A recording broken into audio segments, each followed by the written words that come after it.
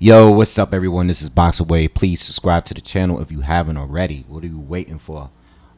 Listen, there's a million boxing content to make. Like, my list is crazy, and it keeps adding by the day.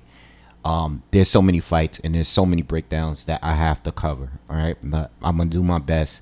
February is a crazy month, and from February on to the summer, damn near, we got nothing but fights. A lot of schedules, a lot of even some of the cards are so good that I gotta do breakdowns for the undercards as well because it's just too many fights, and we have to think Turkey Al is a big part of all of these fights that's going down. And I want to give credit to all the other promoters and all the other networks and all the other cards that's out there. But Turkey Al is really tearing things up. All right. And I want to say this, like, his name is coming up all the time. And I know some people, I've stressed this already. I've talked about this already. I know people don't really like that a lot of these fights is in Saudi Arabia and in different parts of the world, and not many American fights, but we are getting some American fights as well.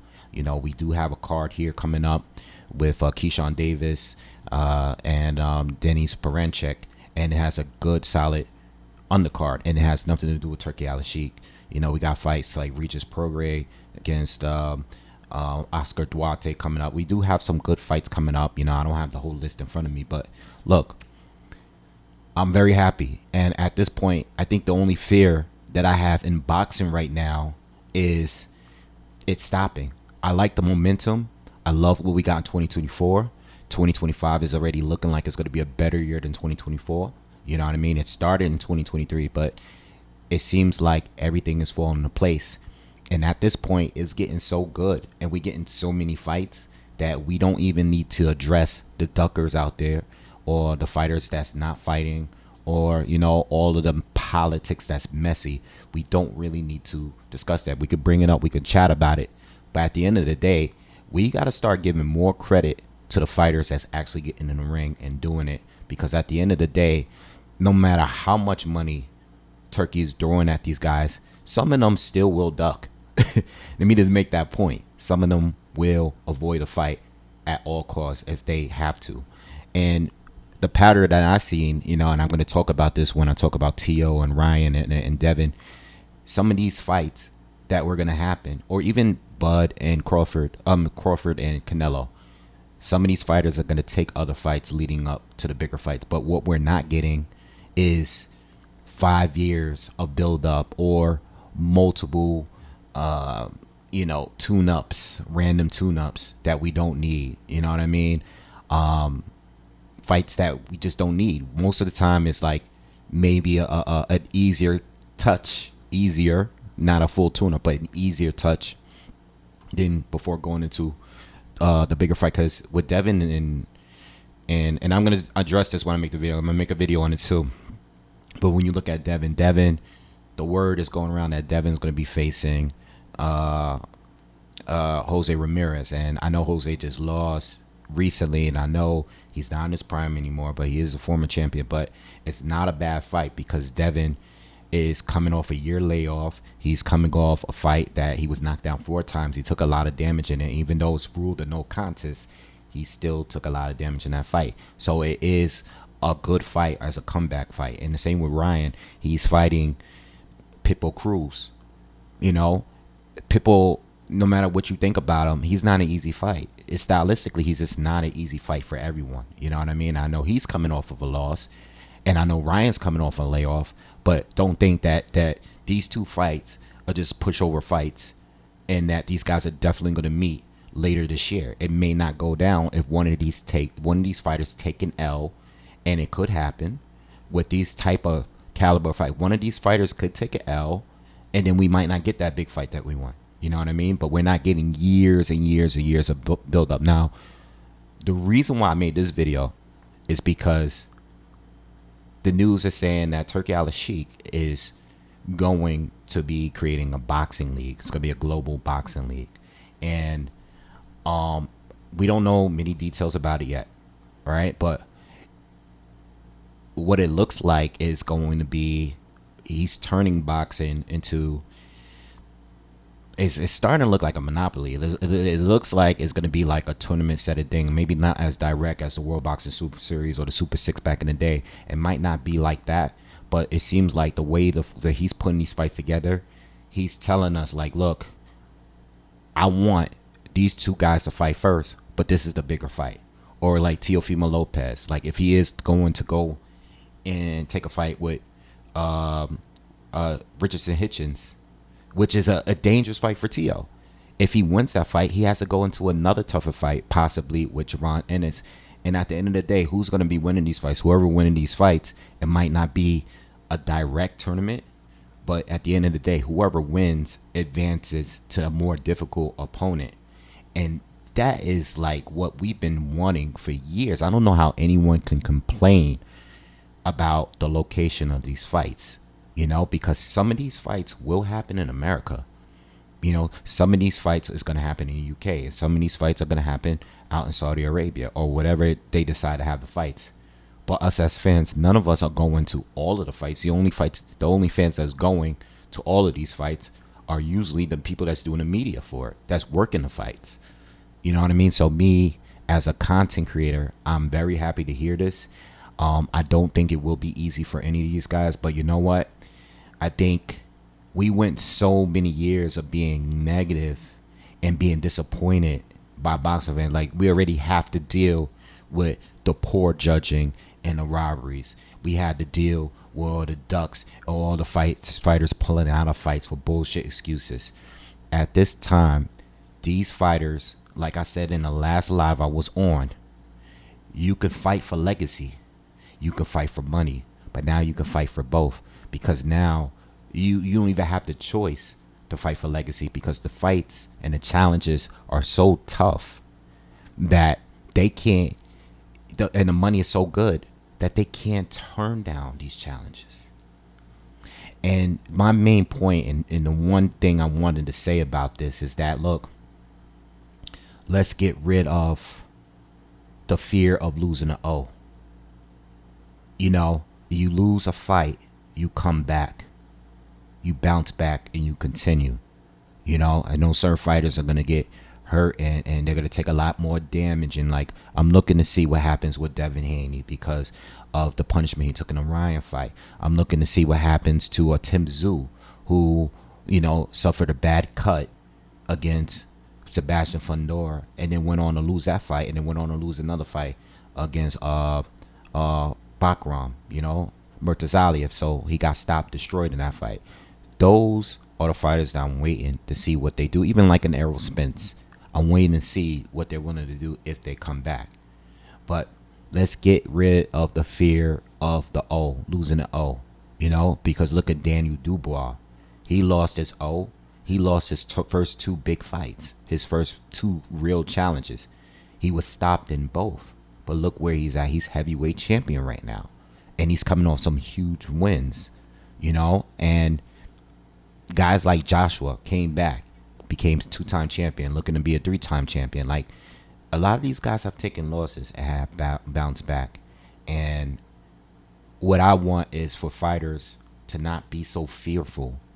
Be fearful. Of course, they all going to win. It's easy for me that's on the outside looking in to say, like, don't be fearful of losing it all. I understand that part of it, but I also understand that when we talk about legends, like us talking about Usyk right now, and where do we place him at in the history, we compare him to other guys from other generations now that have lost plenty of times, and we still consider them top 5 or top 10 still. And when these guys retire and time goes on, we're going to remember them for the classics they gave us, the big fights they gave us. Losses is weird. When it comes to the fans, sometimes people respect you more after you lose, because when you're winning continuously, people just want you to lose. They're going to want to say something. They're always going to have something to say. But when you lose and you show a lot of heart, or you bounce back, people respect you. And that's what's happening to guys like Daniel Dubois right now. Like, people respect the grind. People respect the fact that he's come back and picked up some good wins. And I think guys that's in there, the top level fighters, have to remove that fear of just losing, because you never know. You know what I mean? Even if you're not the favorite, you might pull it off that night. But then you might go on to lose your next fight. But you keep working, you get back in there. You know what I mean? And that's what it's all about. And again, I have a lot of videos. I don't want to talk because a lot of these things are going to repeat.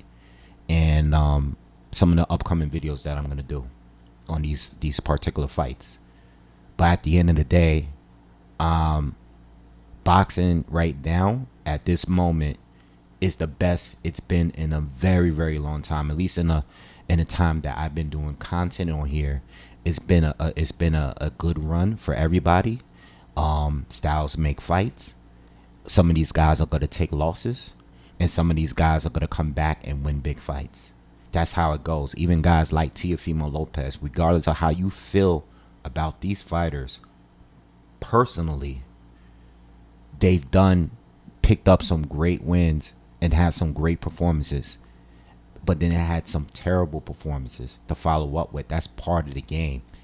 And we didn't have social media, we didn't have YouTube, we didn't have Instagram, we didn't have Twitter to go in there and judge all of these great fighters from the past. They took a loss, and the next time we saw them, they picked up wins. And sometimes they had to pick up multiple wins to get back in there, run it back, rematches, pick one in the rematches. You know what I mean? And I think that we have to change the culture of the sport, because of where it was going. People was trying to follow the blueprint of the last generation by cherry picking or just trying to stay undefeated as long as possible. You know what I mean? We got to get rid of that. Everybody is not going to be great like Floyd Mayweather and Pacquiao, or even Canelo, who's actually still boxing. Not everyone is going to have those kind of resumes.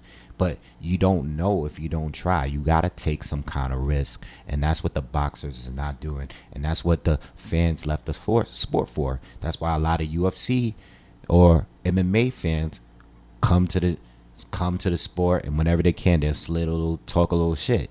Because over there, for the most part, a lot of the fighters are they have to fight each other. There's a ranking system. So this boxing league, I don't know what it's really going to do. We'd have to wait and see.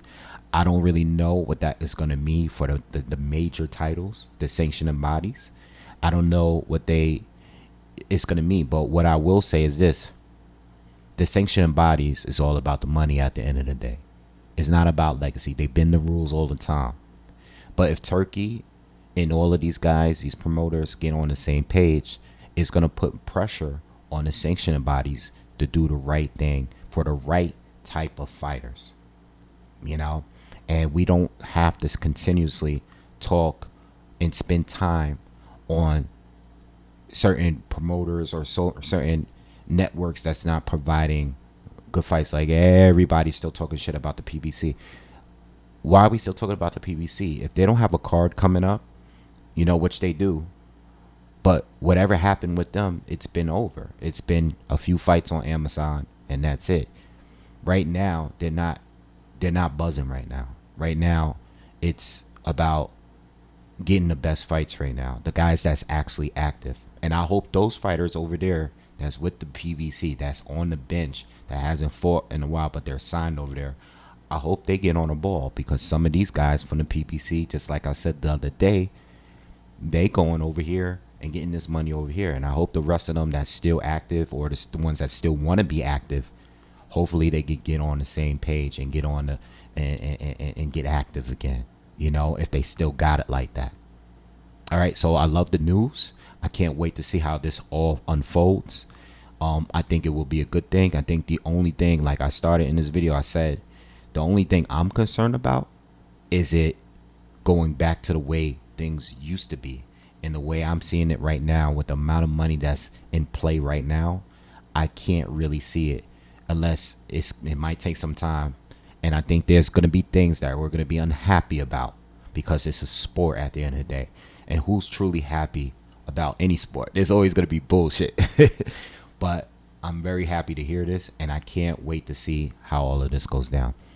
All right, so let me know what you guys think in the comments. Please, again, subscribe to the channel, smash the like button. Please, also, shout out to all the people that's been sending me donations and stuff like on Cash App and all of that. You know, I see you. I appreciate the support. And yeah, hit the thumbs up. I'll see you guys on the next one real soon. Peace.